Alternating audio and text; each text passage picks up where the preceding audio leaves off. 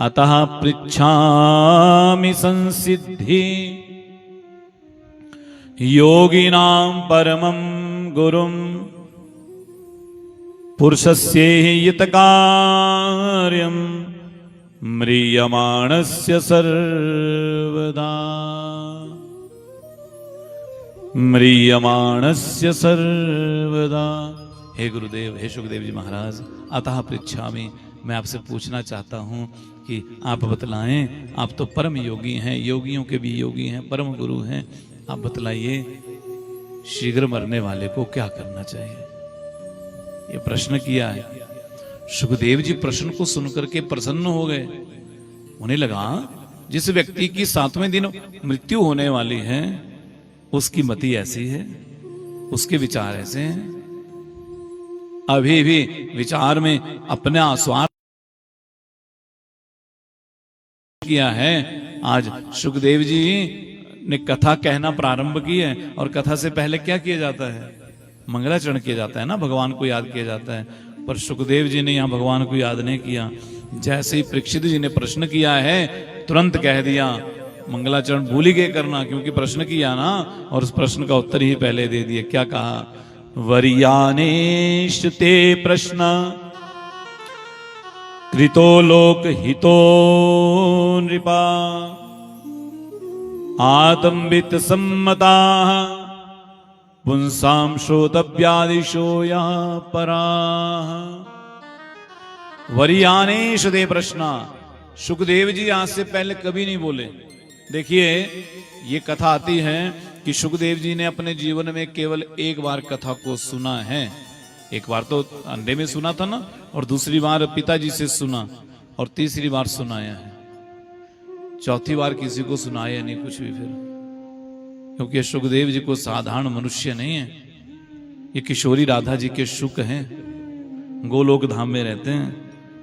गोलोक धाम में, गोलोक धाम ही मेरे कन्हैया का धाम है, जहां गौ माताएं विचरण करती हैं, सुंदर सुंदर गौ माताएं रहती हैं। वहीं तो भगवान और गोलोक धाम में ऐसा वर्णन आता है कि वहां पर यमुना जी भी बहती हैं। जैसे हमारे वृंदावन में बहती है ना, वैसे वहां भी यमुना जी बहती हैं। वहां भी वृंदावन धाम है। किशोरी जी के संग वहां हमारे ठाकुर जी रहते हैं। ये सुखदेव जी किशोरी जी के तोता थे, उनको पिंजरे में रखती थी वो, और पिंजरे में रखती थी ना, तो पिंजरे में रखती थी और जब भी जाती पास में तो इनसे कहती जय श्री कृष्णा बोलो, जय श्री कृष्णा। और ये तोता भी वैसे जय श्री कृष्णा, जय श्री कृष्णा कहते। अब तो महाराज जय श्री कृष्णा कहते, जय श्री कृष्णा कहते, तो अब ये कहते, जब इतनी आदत बन गई ना इनकी कि महाराज अब तो जब भी किशोरी जी आए, राधा जी आए, तो ये जय श्री कृष्णा बोलना शुरू कर दे। तोते ऐसे होते हैं ना जिन्होंने पाला हो कहीं, तो जैसे बुलवाते हैं तो जैसे वो आते हैं निकट तो वो बोलना शुरू ही कर देते हैं तुरंत अपने आप। इसलिए तोता, अब वो सुखदेव जी कहते जय श्री कृष्णा, जय श्री कृष्णा, जय श्री कृष्णा, और कहते रहते। अब तो किशोरी जी आती तो पहले से ही कहना शुरू कर देते जय श्री कृष्णा, बुलवाएंगे उससे पहले कर देते। पर हुआ क्या, एक दिन जिनका नाम रट रहे थे ना, वही किशोरी जी के संग आ गए। वो आगे साथ में किशोरी जी ने इशारा कर रहे भी इन्हें झुक के प्रणाम करो, पर ये तो जोर जोर से उछल उछल के पंख फैला फैला के कह रहे जय श्री कृष्णा, जय श्री कृष्णा, जय श्री कृष्णा, पर प्रणाम ही ना करें। नाम उन्हीं का गा रहे हैं लेकिन प्रणाम नहीं कर रहे। वो बार बार आंखों से इशारा करिए, वही है जिनका तो नाम ले रहा है, पर ये कहा ये तो पंख फैलाए जाए और जय श्री कृष्णा, जय श्री कृष्णा बोले जाए। किशोरी जी को लगा हमने नाम तो रटा दिया पर परिचय नहीं करवा पाई, नाम किसका है। और भगवान का परिचय कौन करवाता है? कौन करवाता है भगवान का परिचय? है जी, कौन करवाते हैं? सुखदेव कराते हैं? नहीं, सुखदेव जी को तो अपने आप ही पता नहीं कि ये भगवान है। वो तो जय श्री कृष्णा बोले जा रहे, उछले जा रहे। भगवान का परिचय करवाती है भगवान की कथा। समझ गए? कथा नहीं सुनी होगी तो भगवान का परिचय नहीं होगा। इसलिए तो कहा गया जाने बिनु ना होए प्रिय प्रतीति, बिनु प्रतीति ना होए प्रीति बिनु परतीति ना होए प्रीति जाने बिनु ना होए परतीति बिनु परतीति होए नहीं प्रीति बिनु परतीति होए नहीं प्रीति। देखिए किशोरी जी जान गए कि हमने इन्हें नाम तो रटा दिया, कीर्तन में भाव कब आएगा? कीर्तन तो बहुत करते हैं ना, पर उस कीर्तन में भाव तब आएगा जब जिनका हम कीर्तन कर रहे हैं उनके प्रति प्रेम है, उन्हें जानते हैं कि नहीं जानते। जिसे जानते नहीं उसके नाम की ताली जरूर बजा लेंगे, हम नाच भी लेंगे, लेकिन हृदय में भाव नहीं आएगा। इसलिए किशोरी जी भी जान गई कि नाम तो रटा दिया पर परिचय नहीं करवा पाई। परिचय करवाने के लिए क्या किया?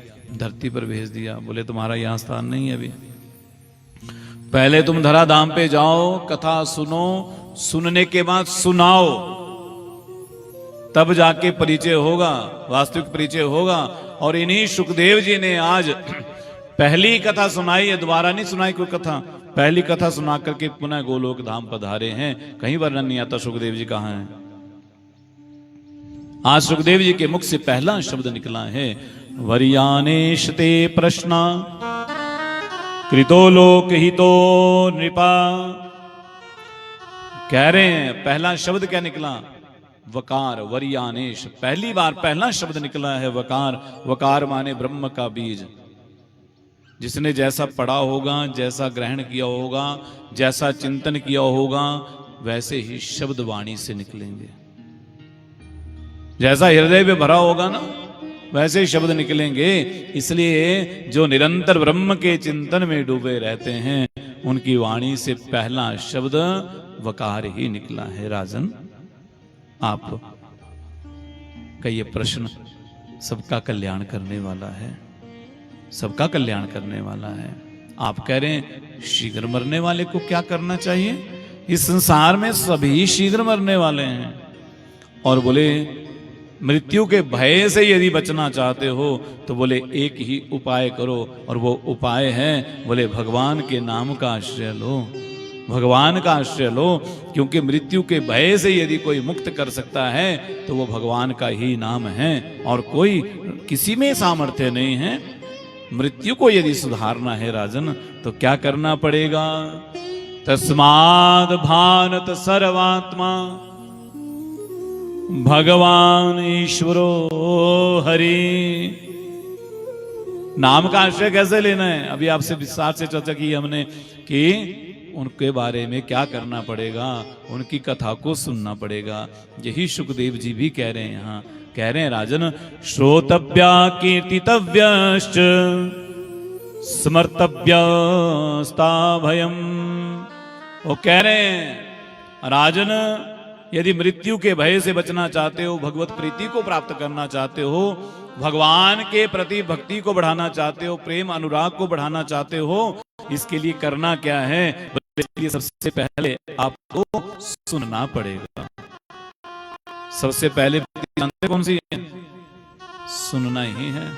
नवदा भक्ति में भी सबसे पहली भक्ति सुनना ही है। जब प्रहलाद जी से हिरण्यकश्यप गोदी में उठा के पूछते हैं ना, तूने क्या पढ़ा विद्यालय में, वो प्रहलाद जी यही कहते हैं, श्रवणम कीर्तनम विष्णु स्मरणम पाद सेवनम।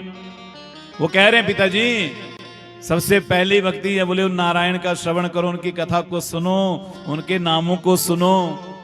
और यहां सुखदेव जी वही कह रहे हैं, नवदा भक्ति का पहला सूत्र बतला रहे हैं, श्रोतव्या, सुनो। सुनने से ही बेड़ा पार हो जाता है। अगर सुनना भी हमें ठीक प्रकार से आ गया ना, तो यही बेड़ा पार करवा देगा। भक्तमाल में एक कथा आती है स्वामी अंगद देव जी की। मैं प्रयास करता हूं कोई आदि कथा जरूर प्रतिदिन आपको भक्तमाल की सुनाए, नहीं तो हम लोगों के मन में भाव ये रहता है कि भगवान तो सतयुग में होते थे, त्रेता में होते थे, द्वापर में होते थे, कलयुग में नहीं होते वे। कलयुग में थोड़ी होते हैं भगवान वे, लेकिन कलयुग में भी भगवान भक्तों को मिले हैं। सुनने की महिमा कितनी अद्भुत है। स्वामी अंगद देव जी की कथा आती है भक्तमाल में। ये कोई बचपन से भक्त नहीं थे, बचपन से तो ये नास्तिक की समझ लो किस्म से, पूजा पाठ से बिल्कुल अलग थे। कहीं पूजा पाठ नहीं करना, कहीं हो भी रहा तो टिकना नहीं। पर यदि पत्नी धर्म का पालन करने वाली हो, पत्नी को क्या कहते हैं, क्या कहते हैं पत्नी को? धर्म पत्नी। धर्म पत्नी किसे कहा जाता है? बोले जो धर्म के मार्ग पर चलाए वही तो धर्म पत्नी है। जो पति को पतन से बचाए, अधर्म से बचाए, वही तो पत्नी है। इसलिए उसे धर्म पत्नी कहा गया कि वो किसी ना किसी प्रकार क्या करें? बोले घर में धर्म कर्म हो, भक्ति हो, घर को भक्तिमय बनाए। ये अपने आप स्वयं नास्तिक थे, लेकिन पत्नी जो थी वो बहुत भगवान की भजन करने वाली थी। कथा भी सुनती थी, भक्ति भी करती थी, पूजा भी करती थी, व्रत भी करती थी। और ये पत्नी से इतना प्रेम करते थे कि पत्नी को कभी इन्होंने रोका ही नहीं। कहीं भी जाना हो, सत्संग में, कथा में, मंदिर में, तो कभी नहीं रोकते, अपने आप कभी नहीं। वो कहती चलो, बोले नहीं नहीं, एक फालतू के काम है, हमारा काम नहीं, हम तो। और ये राजा के सेनापति थे, राजा इनका भतीजा था, राजा के सेनापति, प्रमुख सेनापति, सेनाध्यक्ष। पत्नी सदैव सत्संग, कथा, मंदिरों में जाना, पूजा करना, नाम जप करना, नित्य प्रति इतना सुंदर उसका व्यवहार, भक्तिमय व्यवहार। एकादशी का व्रत करती थी, तो एकादशी के दिन इसका मन होता था कि मैं सत्संग करूं, कहीं कथा सुनूं, कहीं भगवान की, कहीं संतों का संग करूं, कीर्तन करूं। और एकादशी को ऐसा ही करना चाहिए। केवल अन्न छोड़ दिया, एकादशी होगी? नहीं हुई। एकादशी के दिन यदि भगवत चिंतन नहीं हुआ, भगवान का नाम नहीं लिया, तो एकादशी तो आहार छोड़ के थोड़ी होती है। व्यवहार भी उस दिन कम से कम व्यवहार भी भगवत अनुकूल बनाइए, भगवान के अनुकूल बनाइए। इसलिए आज पत्नी को लगा, बोले मैं नित्य प्रति बाहर जाके सत्संग सुनती हूँ, क्यों ना आज संत महात्माओं को घर ही बुला लिया जाए और घर में ही सत्संग किया जाए, कथा करवाई जाए एक दिन के लिए। और क्या किया, सारे संत मंडली को बुला लिया, जिनके यहाँ सत्संग करने जाती थी ना, सुनने जाती थी, उन सारी संत मंडली को बुला लिया। और सारी संत मंडली आ गई घर में, व्यासपीठ लग गई, सामने ऐसे लोग बैठ गए सुनने, आस पड़ोसी भी आ गए, सब आ गए ना, और सबके सब आ गए। अब कथा सुनने आ गए, सत्संग चला हुआ है, तालियां भी बज रही है, कीर्तन भी हो रहा है। इतने में अंगदेव जी भी आ गए थोड़ी देर बाद। और जैसे ही आए तो घर में देखा तो यहाँ तो बैठे हुए संत महात्मा व्यासपीठ पर, कुछ नीचे बैठे हुए, सब हरि संकीर्तन कर रहे हैं, भगवान का नाम गा रहे हैं, कथा सुना रहे हैं। आए, देवी की ओर देखा, बोले देवी ये क्या है? बोले नित्यव्रती मैं आश्रम में जाती थी, आज मनुआ एकादशी है, तो क्यों ना घर में ही सत्संग किया जाए, और संतों के चरण घर में पड़ते हैं तो पावन हो जाता है। बोले कोई पावन पूवन नहीं होता, जल्दी से इनको बोलो समेटो, इनको यहाँ से सामान समेटो, निकलो यहाँ से। सबको जो बैठे थे ना कथा सुनने, बोले सुनने दो ना। बोले हाँ। बोले क्या लगा यहाँ? बोले चलो जल्दी से निकलो यहाँ से, बाहर निकलो घर से। अब किसी के घर में कोई बैठा हो ऐसा कह दे तो कौन रुकेगा? और सब उठने लगे। अब व्यास जी जो कथा सुना रहे थे ना संत महात्मा, उनके पास गए, बोले उठ जाओगे कि नहीं? जानते हो कौन है हम? सेनापति हैं, जल्दी से उठो जाओ।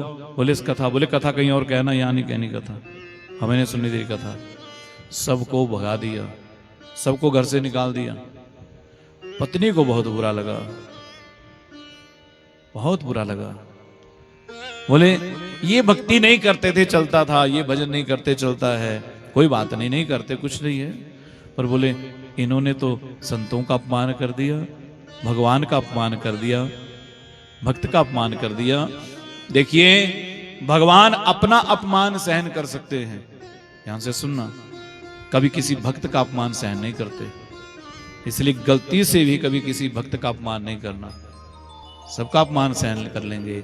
और पत्नी तो सत्संग करने वाली थी, उसने सुना था तजिए हरि विमुखन संगा, बोले जो हरि से विमुख हैं उनका संग त्याग देना चाहिए, उनके संग नहीं रहना चाहिए। पर वो जानती है तो पति तो है मेरे, छोड़ सकती नहीं, इसलिए क्या किया, बोले जो मेरे हरि का नहीं है वो मेरा भी नहीं हो सकता, वो मेरा भी नहीं हो सकता।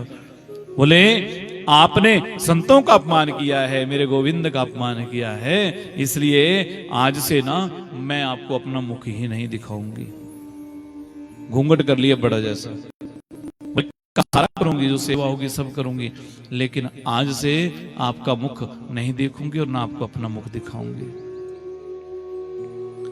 अंगद देव जी को बड़ा लगा कि चलो गुस्सा है, 1-2 दिन नाराज रहेगी, फिर मान जाएगी। पर ऐसा करते करते लगभग 6 महीने व्यतीत हो गए। सेवा पूरी करें, भोजन बने, सब कुछ बने, लेकिन घूंघट नहीं निकाले। जब भी अंगद देव घर में प्रवेश करते तुरंत वो घूंघट कर लेते। पत्नी से बड़ा प्रेम करते थे। एक दिन ऐसे ही जा रहे थे, कहीं कथा लगी थी तो जा रहे थे, बोले ये बड़ी कथा सुनती है, जाके कथाओं में जाती है, ये कथा होती क्या है? कहीं से आवाज आ रही थी कथा के, तो बोले जरा देखे से कथा होती क्या है। तो क्या किया, अपना घोड़ा वहीं खड़ा किया और कथा में जाकर के बैठ गए पीछे जैसे। अब बैठे तो कथा चली थी, तो कथा में बड़ा आनंद आया। 2-3 घंटे कैसे व्यतीत हो गए पता ही नहीं चला। और तो महाराज कथा सुने और बड़ा आनंद आया। दूसरे दिन भी कथा सुनने चले गए। बोले तो बड़ा आनंद आता है, बड़ी सुंदर कथा होती है, भगवान का नाम लिया जाता है। दूसरे दिन भी कथा को सुना, तीसरे दिन भी कथा को सुना, और चौथे दिन फिर चले गए कथा सुनने। और चौथे दिन वहां कोई नहीं था, पंडाल खाली, ना व्यासपीठ। गए वहां, बोले भैया कथा कितने बजे हो गया शुरू? बोले महाराज कथा की कल पूर्णोत्ती हो गई, विश्राम हो गया, अब कथा नहीं होगी। बोले कथा नहीं होगी? बोले हाँ। पता हाँ हो गई सब। अब तो अंगद देव जी का मन ही ना लगे कथा के बिना, इतना वो आनंद आया कथा में। कुछ दिनों के बाद फिर से इनके ही नगर में कथा हो रही थी, कहीं दूसरे स्थान पर। इन्हें समाचार मिला, ये कथा सुनने चले जाते हैं और इतने भाव विभोर हो जाते कि जब कथा होती, कहीं थोड़ा बहुत कीर्तन होता, ये खड़े होके नाचना प्रारंभ कर देते। आंखों से अश्रुपात होना प्रारंभ हो जाता। एक दिन हुआ क्या चमत्कार, देखिए क्या हुआ। जहां ये कथा सुनने जाते ना, वहीं इनकी पत्नी भी कथा सुनने जाती थी, पर दोनों एक दूसरे का पता नहीं कि कथा सुनने जा रहे हैं। अब पत्नी को क्या पता पतिदेव कथा सुनने जा रहे हैं। पत्नी भी कथा सुनने गई आज, पत्नी इधर बैठी है, पतिदेव इधर बैठे। ऐसे बैठे थे तो जैसे कथा प्रारंभ हुई, थोड़ा सा कीर्तन प्रारंभ हुआ बीच में, तो ये खड़े होकर के नाचने लगे। सारे इनको देखें, इतना अद्भुत नाच रहे। पत्नी ने देखा कोई बहुत सुंदर नाच रहे, मैं भी देखूं जरा। और जैसे ही देखा तो क्या देखती है, बोले तो हमारे पतिदेव है, नाच रहे हैं। आंखों से अश्रुपात हो रहा है उस अंगदेव जी के, नाच रहे हैं, झूम रहे हैं भक्ति में। जब पत्नी ने देखा आश्चर्यचकित हो गई। ये तो नास्तिक थे, कथा से दूर रहते थे, ऐसा क्या हो गया? क्योंकि भगवान हमारे कब किसको खींच लें अपनी ओर कोई पता नहीं है, कब किसको कहां बुला लें। वो तो विधर्मियों को भी अपनी शरण में जो आ गया उसको वापस जाने नहीं दिया, रस खान जी को जाने दिया। अकबर की पत्नी एक बार वृंदावन आई, वापस गई नहीं। ऐसे अद्भुत, जिसको ये पकड़ लेते हैं ना, एक बार खींच लेते हैं, उसे छोड़ते नहीं है। और जब पत्नी ने देखा, उसकी आंखों में भी अश्रुपात होना प्रारंभ हो गया। बार बार प्रणाम किया भगवान को, वापस घर लौट करके आई, और लौट करके आई और अभी प्रतीक्षा कर रही है पतिदेव कब घर आएंगे। पतिदेव जैसे ही आए ना महल में, तो दूर से देखा कि पत्नी ने घूंघट नहीं किया, तो थोड़ा इशारा खांसने लगे कि इशारा कर दे भी आगे, हम घूंघट कर लो। तो जैसे ही खांसे तो पत्नी घूंघट करे ना, तो अपने आप ही आवाज लगा दी, देवी जी हम आ गए, घूंघट कर लो। बोले अब घूंघट नहीं करना है, अब तो आप मेरे हरि के प्रिय हैं। जिस कारण मैंने आपसे घूंघट किया था, अब वो दोष आप में रहा ही नहीं है।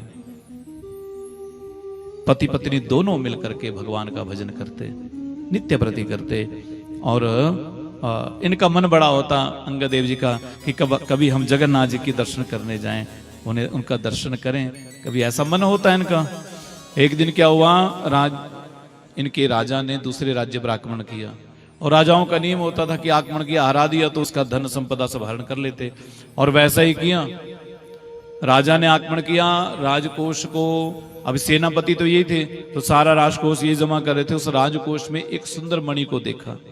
मणि को देख करके मन में भाव आया, बोले ये मणि तो मेरे प्रभु जगन्नाथ को मिलनी चाहिए।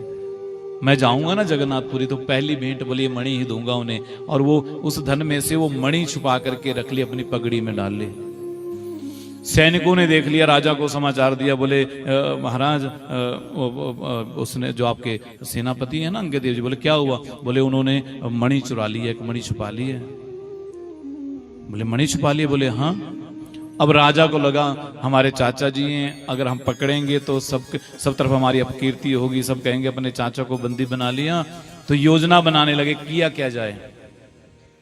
कथा आती है भक्तमाल में कि राजा ने योजना बनाई। अंगदेव जी का नियम था कि नित्य प्रति सायंकाल का भोजन वो अपनी भतीजी के यहाँ करते थे, राजा की जो बहन थी उसके हाथ का बना हुआ भोजन ग्रहण करते थे।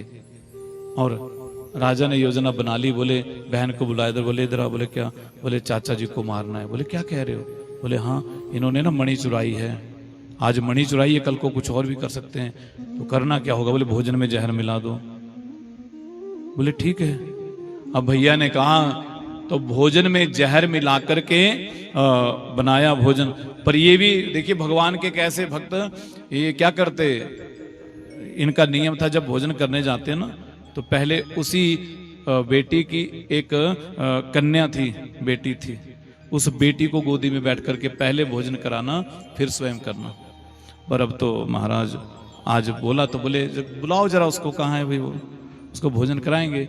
बोले जी वो तो चली गई ननिहाल, चली गई है। उसको छुपा दिया तो उसने पहले, उसको पता था कि भोजन पहले उसे कराएंगे तो मर जाएगी वो, इसलिए वो बार बार ढूंढे। बोले उसके बिना कैसे भोजन खाऊंगा, बार बार ऐसा विचार आ रहा है, मन नहीं हो रहा खाने का।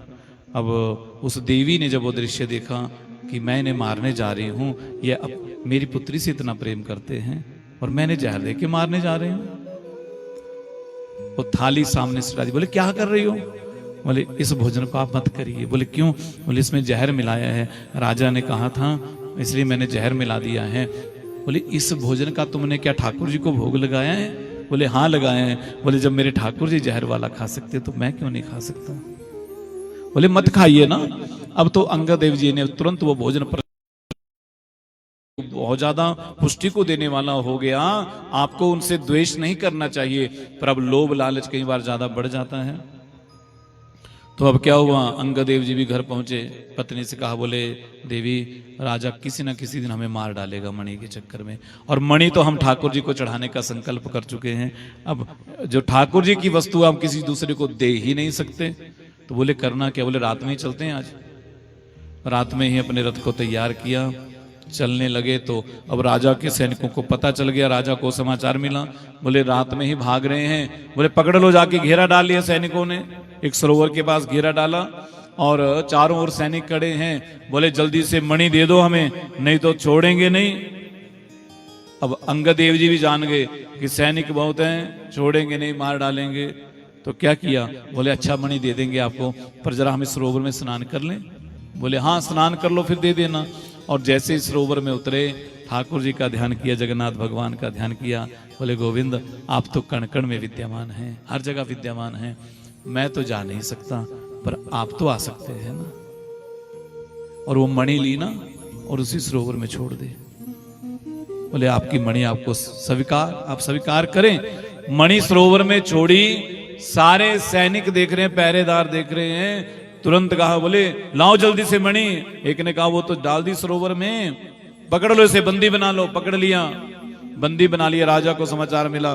बोले महाराज वो मणि तो उसने सरोवर में डाल दी। बोले तो क्या हो गया, सरोवर को खाली करो।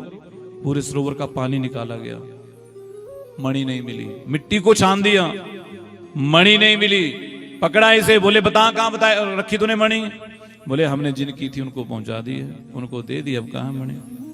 बोले नहीं बता, झूठ कह रहे हो। बोले बिल्कुल सत्य कह रहा हूं, हमने तो अपने जगन्नाथ भगवान को मणि दे दी है, उनके पास पहुंच गई होगी। बोले नहीं पहुंची होगी, तो झूठ कह रहा है, तूने कोई ना कोई चाल की है, कुछ ना कुछ तो चालाकी की है, तो बता कहां है। जब इस प्रकार से कहा, बोले मैं सत्य कह रहा हूं, मणि जिनकी थी उनको दे दी है, जिनके लिए रखी थी। राजा को विश्वास नहीं हुआ ना, तो बंदी बना करके बोले चलो जगन्नाथपुरी लेकर के। इच्छा तो उनकी थी, पर ठाकुर जी कैसे कैसे अपने पास पहुंचाते हैं। आज बंदी बना करके राजा स्वयं लेकर के आए हैं जगन्नाथपुरी में। आज प्रातःकाल जब ठाकुर जी की प्रातःकाली श्रृंगार आरती हुई है, श्रृंगार आरती के लिए कपाट खुले हैं, वो अंगदेव जी बंधे हैं। बंदी बना करके मंदिर में प्रवेश किया। राजा ने जैसे ही जगन्नाथ भगवान के विग्रह को देखा, सुंदर विग्रह को देखा, और उन्हीं जगन्नाथ प्रभु के गले में उस मणि को लटकते हुए देखा, राजा का रोम रोम खड़ा हो गया। बोले सैकड़ों किलोमीटर दूर से ये मणि यहाँ कैसे पहुंच गई होगी, कैसे पहुंची होगी। तुरंत अंगदेव जी को मुक्त किया, होल्दी बेड़ियां क्षमा याचना की है। इसलिए सुनने मात्र से क्या क्या हो सकता है, ये सुखदेव जी भी ये कह रहे हैं, श्रोतव्य, सुनने की आदत डालो। हम सुनते नहीं ना, सुनते नहीं है तो फिर वो भाव जागृत नहीं होता। देखना जिस दिन आपने सुनना प्रारंभ कर दिया, हृदय में भक्ति का अंकुर फूट जाएगा। सुनने की आदत डालिए। अब तो बड़े साधन हो गए, पहले तो कथाएं होती थी ना तभी सुनने को मिलते थे। अब तो फेसबुक है, यूट्यूब है, कहीं भी निकाल लो, कथा सुनते रहो बैठ करके। पर वो कथा तब सुननी है जब कहीं कथा सुनने को ना मिले बैठ करके। वो कथा, क्योंकि उस कथा में मन कम लगता है, देख लेना आप लोगों ने। क्योंकि वहां तो क्या होगा, चाय भी पीते रहेंगे बैठे बैठे सुनते हुए यूट्यूब पे लगा के, कभी चलते भी रहेंगे, कभी खाते रहेंगे, कभी सो भी जाएंगे, कभी नींद भी आ जाएगी, है ना, कभी कहीं और भी चले जाएंगे। इसलिए जब कहीं सुनने को ना मिले तो वहां सुन लो और सुनने की आदत डालो। इसलिए आज सुखदेव कहते हैं, राजन भगवान को यदि प्रसन्न करना है, भगवान का चिंतन करना है, सबसे पहला सूत्र यदि कोई है तो सुनना ही है। और दूसरा बतला दिया, बोले सुनने के बाद क्या करना है। बोले फिर सुनना जब आ जाए, सुन करके फिर उनकी लीलाओं को गाइए। जैसे सुखदेव जी ने किया ना, पहले सुना महादेव जी से, फिर व्यास जी से, फिर उसके बाद सुनाया। कीर्तन करना, कीर्तन करना वाले कीर्ति का गायन करना, भगवान के नामों का गायन करना, कथा को सुनाना, यही कीर्तन है। केवल ताली बजाना और भजन गुनगुनाना कीर्तन नहीं है, भगवान की कीर्ति का गायन करना यही कीर्तन है। तो प्रेम से बोलिए, ये भी कीर्तन ही है। राधे राधे बोलना भी कीर्तन ही है। इसलिए इस प्रकार से कहा, बोले फिर कीर्तन करिए प्रारंभ।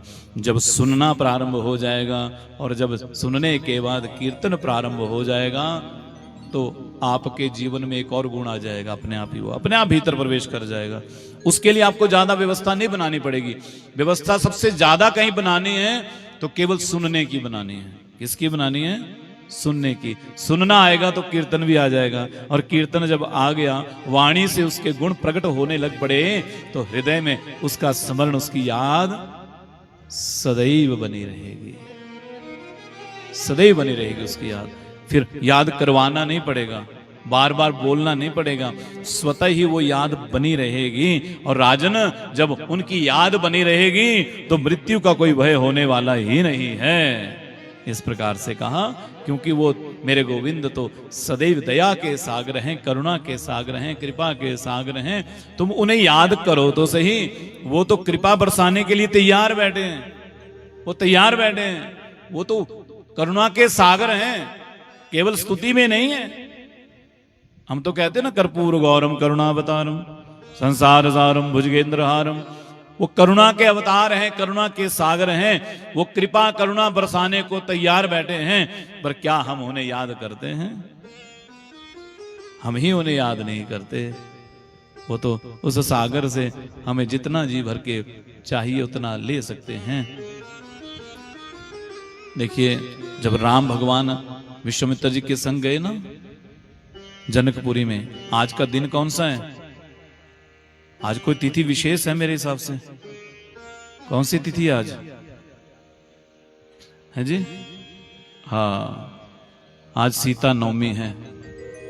आज के दिन माँ भगवती जगदम्बा सीता मैया अवतार लेके आई थी धराधाम पे।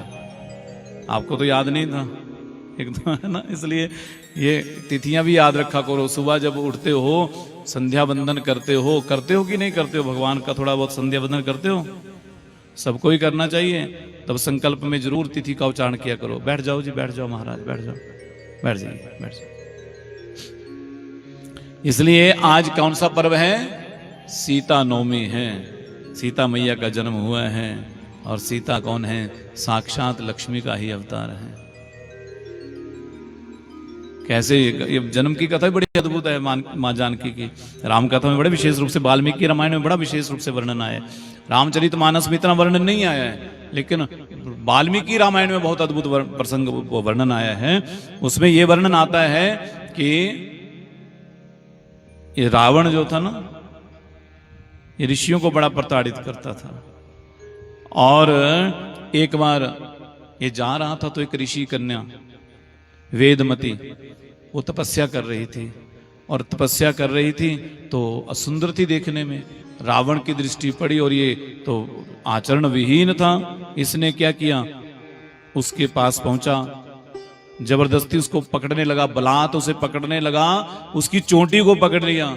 चोटी को जब पकड़ा उसने डांट फटकार लगाई, लेकिन नहीं माना, तो उसने अपना खड्ग निकाला, उस चोटी को काट दिया और काटा। चोटी रह गई रावण के हाथ में और वो छूट करके सामने। उसने बोला, रावण दुराचारी, तुझे लाज नहीं आती? तू विद्वान होकर के, शास्त्रों को अज्ञाता होकर के, शास्त्रों के अनुसार मर्यादा का आचरण भी नहीं करता। मैं तुझे श्राप दे रही हूं। बोले, तुझे ये जो चोटी तू लेकर के जा रहे ना, इस चोटी ये तेरा रक्त का पान करेगी, रक्त पिएगी, ये तेरी मृत्यु का कारण बनेगी, ये श्राप है मेरा। और वो देखते ही देखते वो कन्या अंतर ध्यान हो गई, ये श्राप दे दिया। अब वो चोटी रावण के हाथ में पहुंचा अपनी सभा में, और अब ऋषियों को बुलाया। बोले, रक्त, क्योंकि वो चोटी रक्त मांगे, उसने कहा था ना रक्त का पान करेगी, तो ऋषियों के सामने चोटी रखा। बोले, ये चोटी है, रक्त चाहिए। ऋषियों ने अपना रक्त निकाला, उस रक्त को एक घड़े में डाला, उस चोटी को भी उस घड़े में डाला। जब ऋषि ने रक्त दिया ना, साथ में कह दिया, रावण, जिस स्थान पर ये रखा जाएगा उस स्थान पर प्रलय आ जाएगी। उस स्थान पर क्या आएगा? प्रलय आ जाएगी। अब तो रावण बड़ा चिंतित हो गया। बोले, इसे लंका में रखेंगे तो लंका में प्रलय हो जाएगी, इसलिए क्या किया जाए। सब जगह सब विचार किया, मत लिए विद्वानों के, संतों के, तो पता चला कि एक ही राजा हैं जो जिनके राज्य में इस घड़े को रखा जा सकता है। वो इतने तपनिष्ठ हैं, तपस्वी हैं, वहां प्रलय नहीं हो सकती। इसलिए उस घड़े को जनक राज्य के ही राज्य में, मिथिलापुरी में उसको गाड़ दिया। और गाड़ दिया ना, अब तो हुआ क्या, जनकपुरी में अकाल पड़ गया। अकाल पड़ा, सब भूखे मर रहे थे। राजा जनक बड़े दूर तक अपने घर कोष से अन्न धन वस्त्र इत्यादि भेजते, पर जब बहुत ही अकाल, बारिश ना ही हो तो फिर क्या करें। फिर क्या किया, जब अपने कुल पुरोहित सदानंद जी को बुलाया। बोले, बताओ कोई उपाय। बोले, महाराज उपाय एक है। बोले, क्या? बोले, पर कठिन वाला उपाय है, बताओ तो सही। बोले, सोने का हल बने। अच्छा, वो तो बन जाएगा, वो कौन सी बड़ी बात है। बोले, वो बने पर उसमें बैल नहीं लगेंगे। बोले, तो किसको लगना है? बोले, आपको लगना है और सुनैना महारानी को लगना है, दोनों को। बोले, तो लग जाएंगे ना? बोले, ऐसे नहीं लगना, खड़े होकर नहीं चलना, जैसे बैल चलते हैं वैसे आपको चलना पड़ेगा दोनों को। और महारानी का शरीर तो बड़ा कोमल है, इसलिए विचार कर लीजिए। सुनैना से बात की। बोले, जन कल्याण के लिए अगर हमें कष्ट भी सहना पड़ता है तो सहन कर लेंगे। इसलिए जब कहा तो देखिए, अब सोने का वो हल बनाया। हल बना करके उस भूमि को पावन करने के लिए, पवित्र करने के लिए सुनैना और महाराज जनक दोनों बैलों की जगह लगे हैं, उस हल को खींच रहे हैं। शतानंद जी ने वो हल का पीछे वाली वो पकड़ा है ना, जिससे उसको पकड़ करके और चले। जब धरती में वो हल चला, धरती शुद्ध हो रही है, पर चलते चलते वो हल एक जगह रुक गया। बहुत प्रयास किया, वो निकले ना, छूटे ना। जब निकले नहीं तो उस भूमि को वहां से खोदा गया तो वहां एक कलश निकला, और जैसे वो कलश निकला, उस कलश के ढक्कन को हटाया तो उसमें तो रक्त था।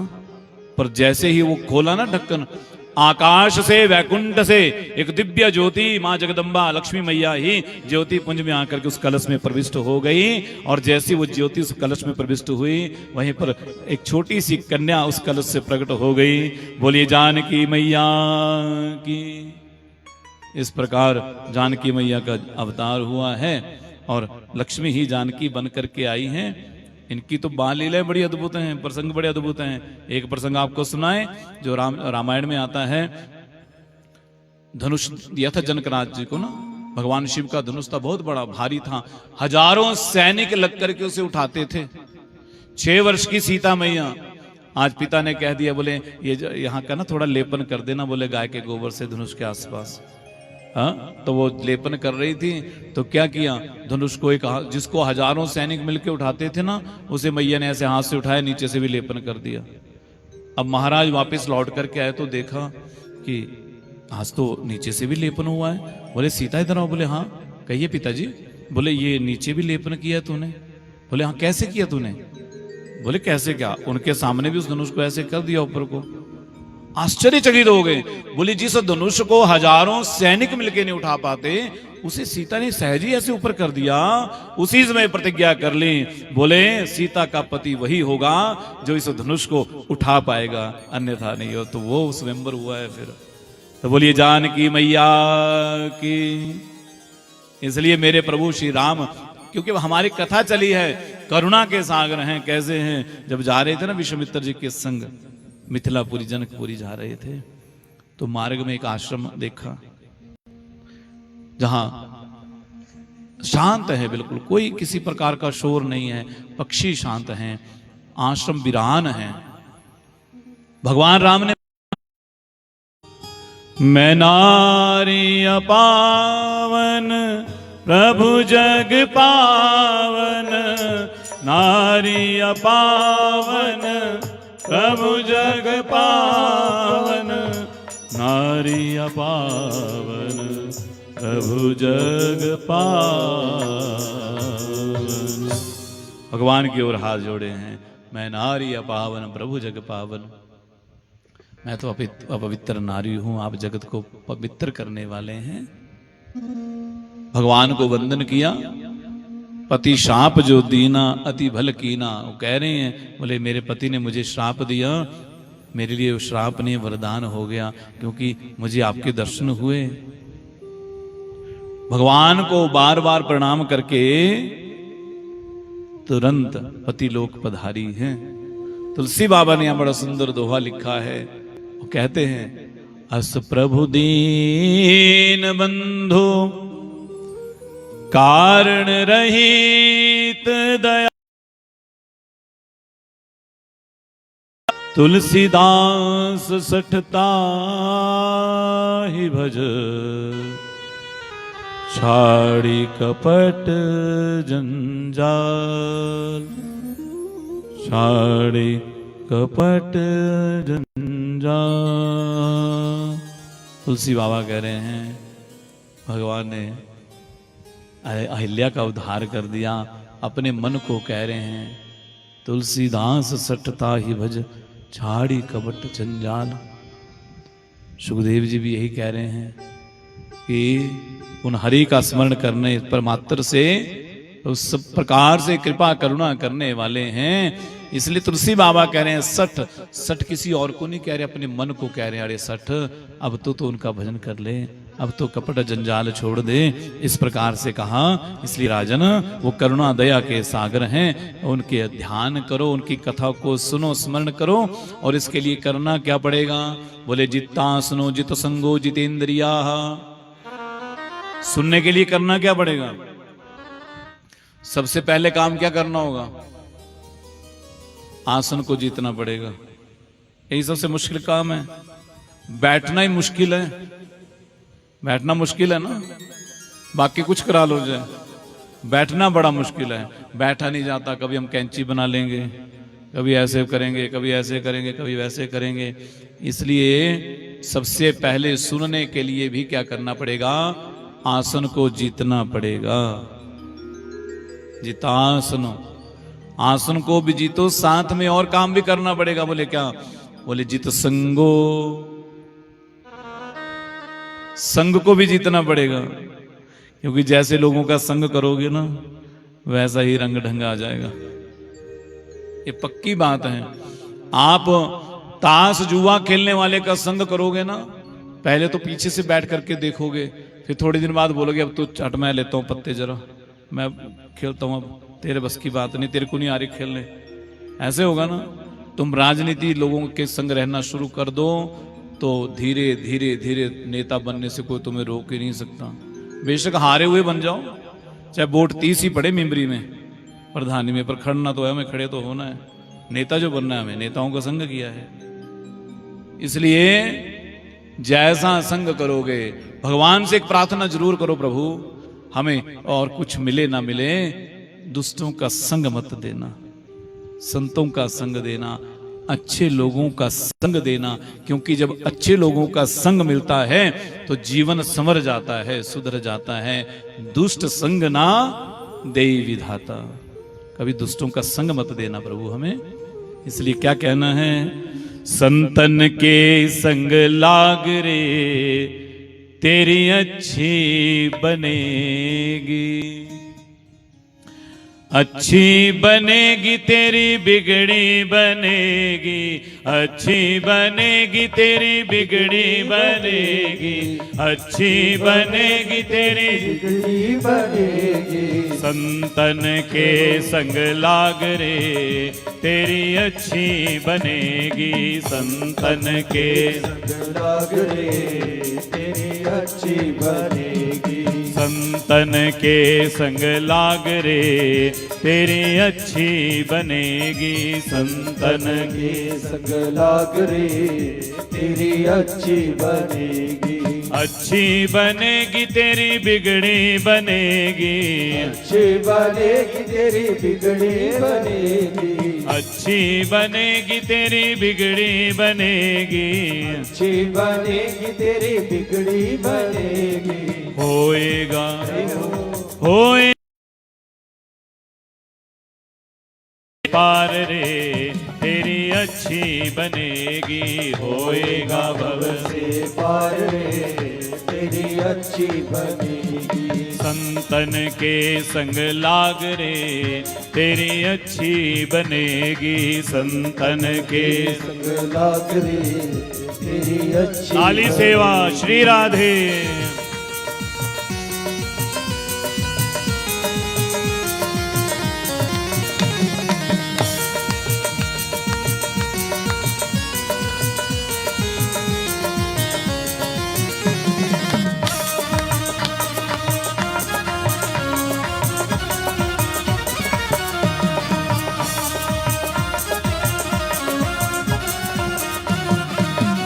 ध्रुव जी की बन गई, प्रहलाद जी की बन गई, ध्रुव जी की बन गई, प्रहलाद जी की बन गई, ध्रुव जी की बन गई, प्रहलाद जी की बन गई, ध्रुव जी की बन गई, प्रहलाद जी की बन गई। हरि सुमिरन में जागरे,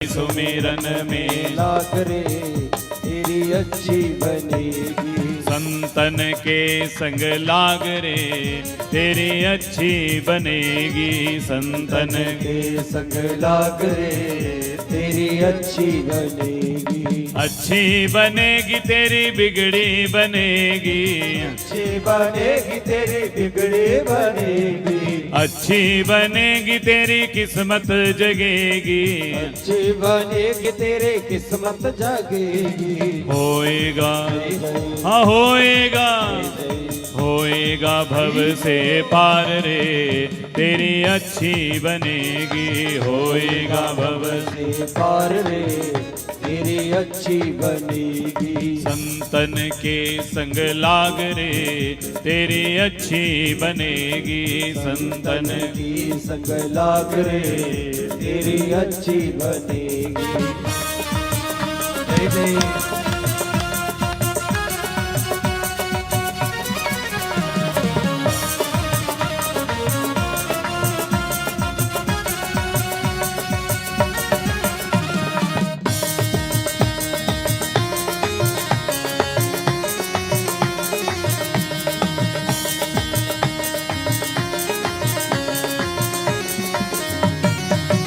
कागा से तोए हंस करेंगे, कागा से तोए हंस करेंगे, कागा से तोए हंस करेंगे, कागा से तोए हंस करेंगे।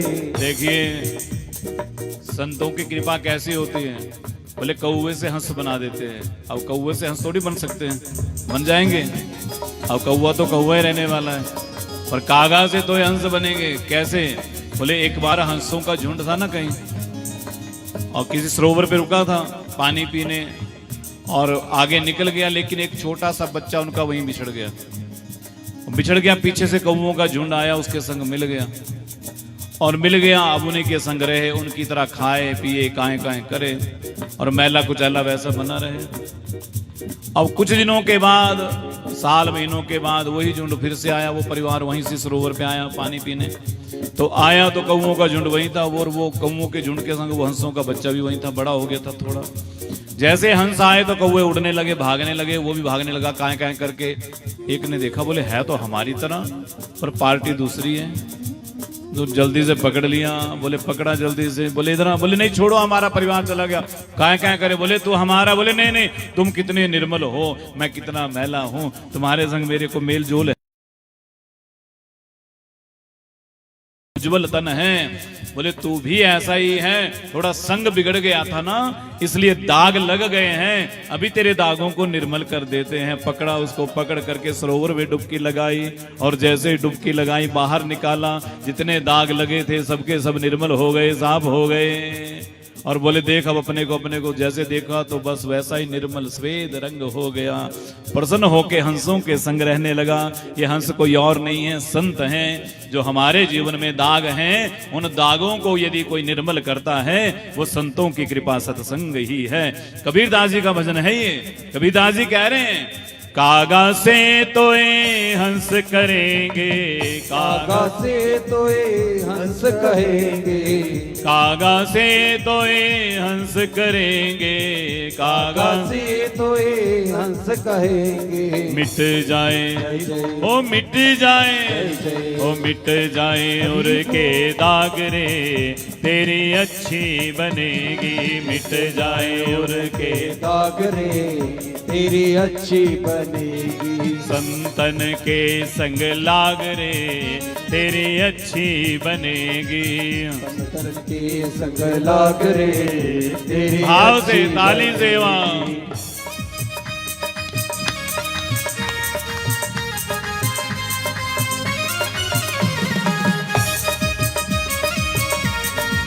श्री राधे।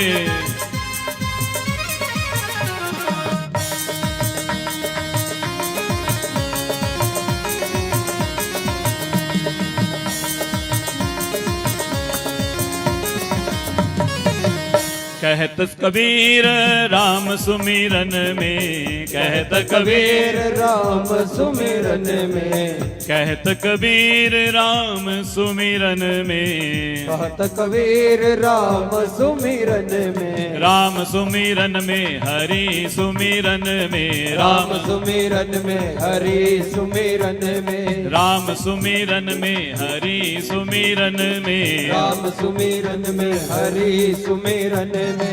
कहत कबीर राम सुमिरन में, कहत कबीर राम सुमिरन में, जाग सके तो जाग रे, तेरी अच्छी बनेगी।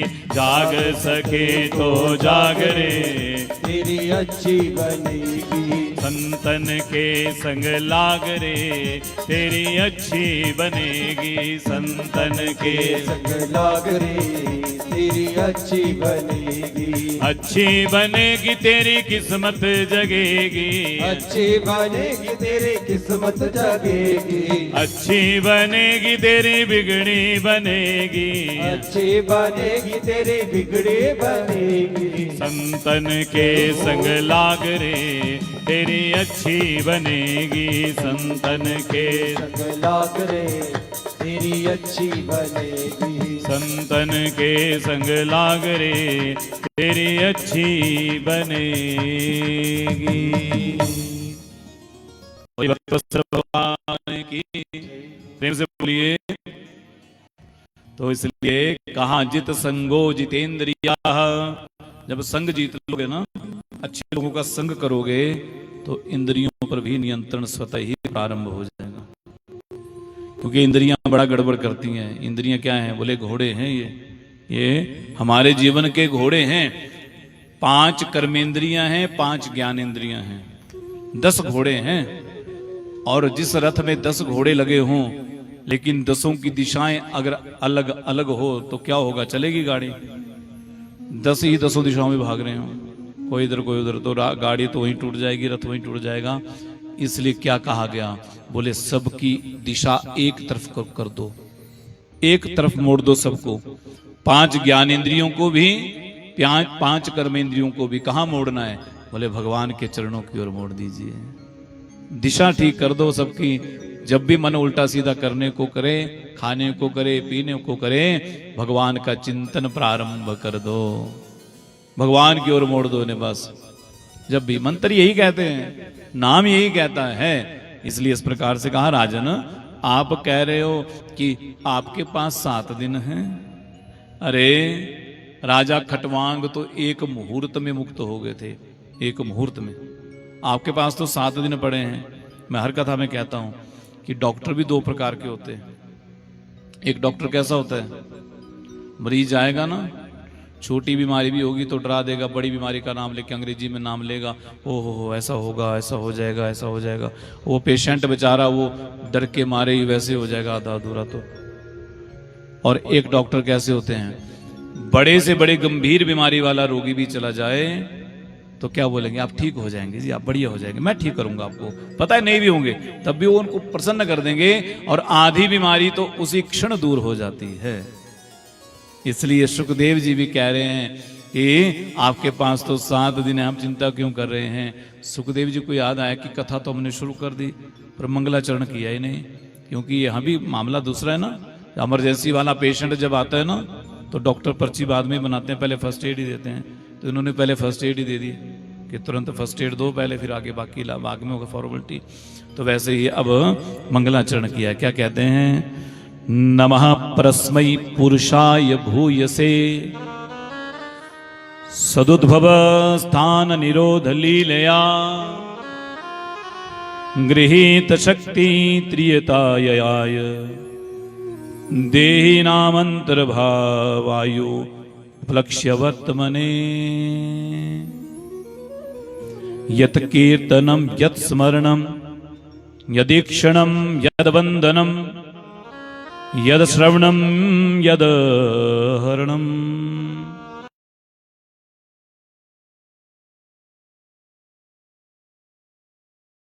तस्मै सुभद्र श्रवसे नमो नमः।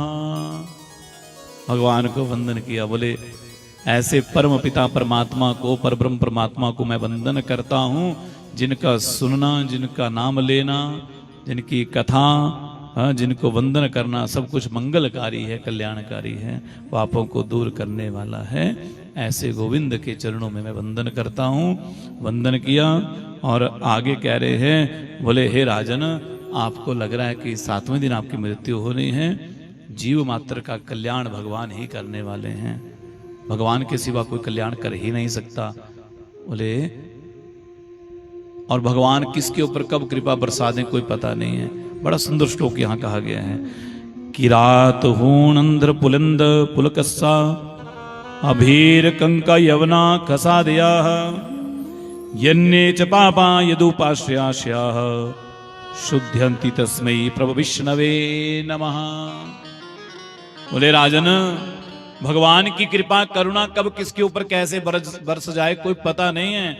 वो ना किसी की जाति देखते हैं, ना गोत्र देखते हैं, ना पढ़ा लिखा देखते हैं, ना अनपढ़ देखते हैं, ना कुरूप देखते हैं, ना सुंदर देखते हैं, ना धनवान देखते हैं, ना निर्धन देखते हैं।